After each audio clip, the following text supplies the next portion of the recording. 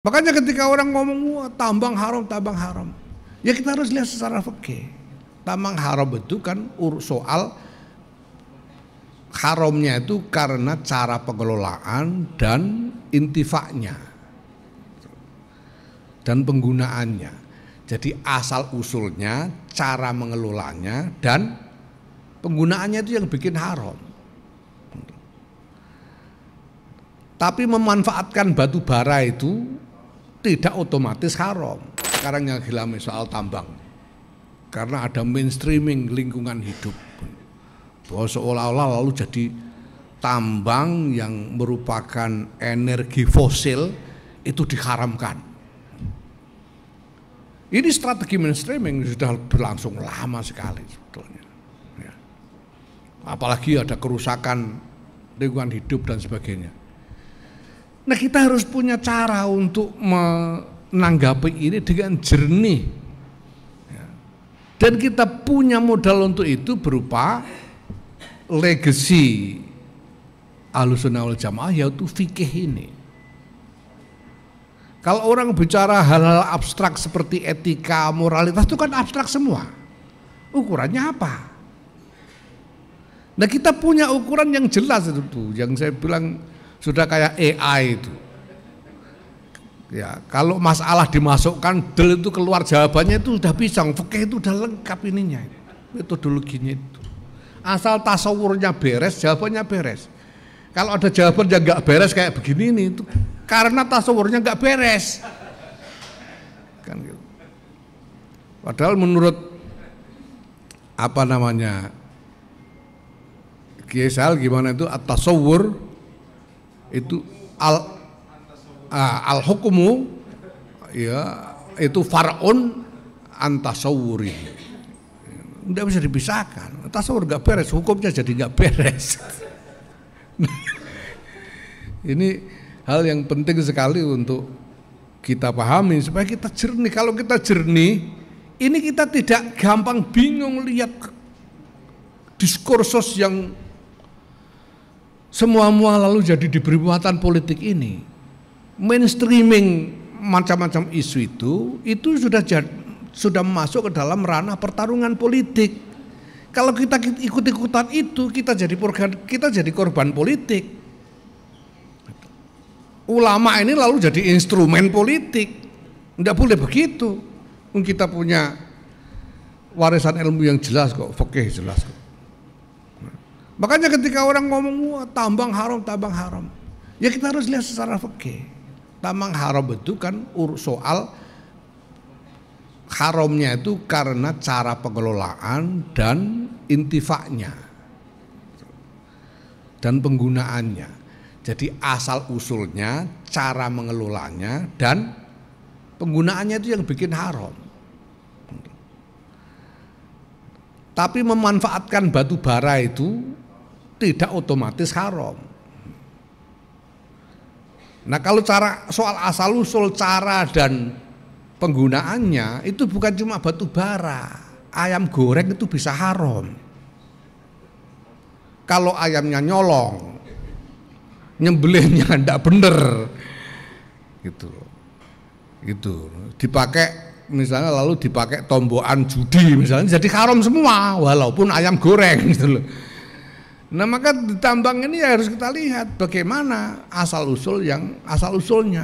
Nah, kalau asal usulnya halal, wong ini pemerintah itu kepingin mencari jalan breakthrough untuk memecah kebekuan dari asymmetric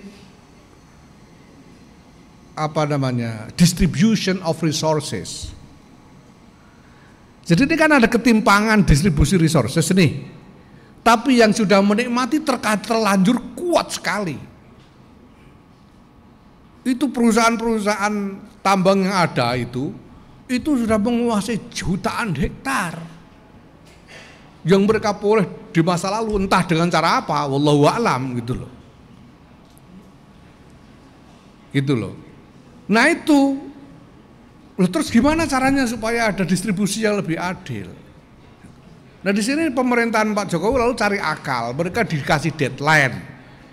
harus bisa menggarap lahan yang menjadi haknya sebagai izin, yang izinnya sudah dia dapat sampai batas waktu tertentu. Kalau tidak memenuhi target, maka lahan yang sudah dikasih izin itu akan dipotong, itu namanya relinquish.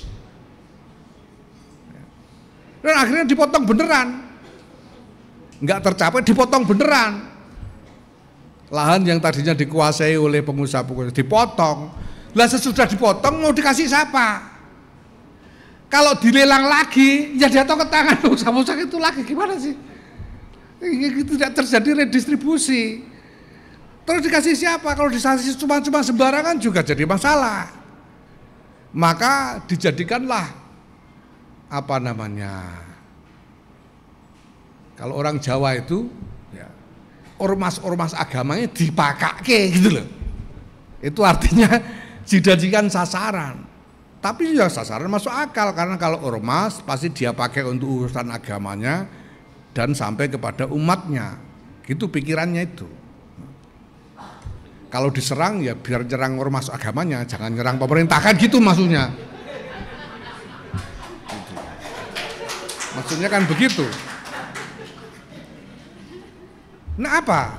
Nah kemudian ditawarkan, kalau ormas mau silakan ambil, silakan mengajukan permohonan. Ya, barang sudah ditawarkan begini masa nggak mau? Sampean ditawani gedok aja mau, ditawani tambah. Ya, kita maulah, kita ajukan Kenapa? Karena kita butuh. Kita jelas butuh, ini desperate ini. Ya, orang ini udah melarat berapa lama ini sampai imajinasi kaya aja nggak punya.